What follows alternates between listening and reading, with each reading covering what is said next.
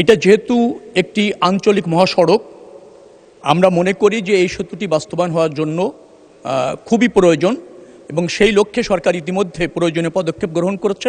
দ্রুততম সময়ের মধ্যে নিশ্চয়ই আমরা সেতুটা বাস্তবায়ন করার ক্ষেত্রে অগ্রসর হতে পারব। সেতুটি নির্মাণের দাবি করেছেন, এটা একটা প্রয়োজনীয় গুরুত্বপূর্ণ সেতু। সরকার ইতিমধ্যে পিরোজপুর জেলার কচা নদীর উপর 2.2 কিলোমিটার দৈর্ঘ্যের এই সেতুটি নির্মাণের উদ্যোগ গ্রহণ করেছে।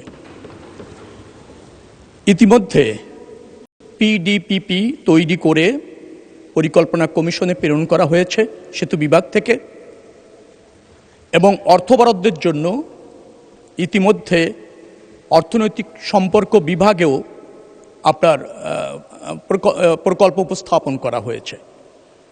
অর্থ বরাদ্দের সাপেক্ষে আমরা এই সেতুটি আপনার সম্ভাব্যতা যাচাই, তারপর হচ্ছে আপনার ডিপিপি প্রণয়ন এবং বিশদ নকশা প্রণয়ন করে বাস্তবায়ন করতে সক্ষম হব। আপনি আরও জানবেন, মহান সংসদকে ইতিমধ্যে এটার হাইড্রোমরফোলজি টেস্টটা সম্পন্ন হয়েছে। আশা করছি এই প্রকল্পগুলি সম্পন্ন করে দ্রুততম সময়ের মধ্যে পিরোজপুর জেলার কচা নদীর উপর এই সেতুটি সরকার নির্মাণ করতে সক্ষম হবে। আপনাকে ধন্যবাদ মাননীয় স্পিকার। ধন্যবাদ মাননীয় মন্ত্রী মহোদয়কে।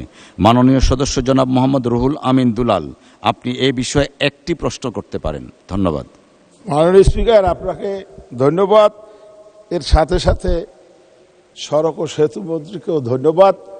প্রশ্ন যা করব তা তো উত্তর মাননীয় মন্ত্রী দিয়ে দিয়েছেন, অতএব আমার আর কোনো প্রশ্ন নাই। আমি ওনাকে আবারও ধন্যবাদ জানাচ্ছি। ধন্যবাদ মাননীয় স্পিকার। মাননীয় মন্ত্রী, যদি কিছু বলার থাকে আপনার। ধন্যবাদ মাননীয় স্পিকার। এটা যেহেতু একটি আঞ্চলিক মহাসড়ক, আমরা মনে করি যে এই সেতুটি বাস্তবায়ন হওয়ার জন্য খুবই প্রয়োজন এবং সেই লক্ষ্যে সরকার ইতিমধ্যে প্রয়োজনীয় পদক্ষেপ গ্রহণ করেছে। দ্রুততম সময়ের মধ্যে নিশ্চয়ই আমরা সেতুটা বাস্তবায়ন করার ক্ষেত্রে অগ্রসর হতে পারব। ধন্যবাদ আপনাকে মাননীয় স্পিকার। মাননীয় মন্ত্রী মহোদয়, আপনাকেও ধন্যবাদ। আমি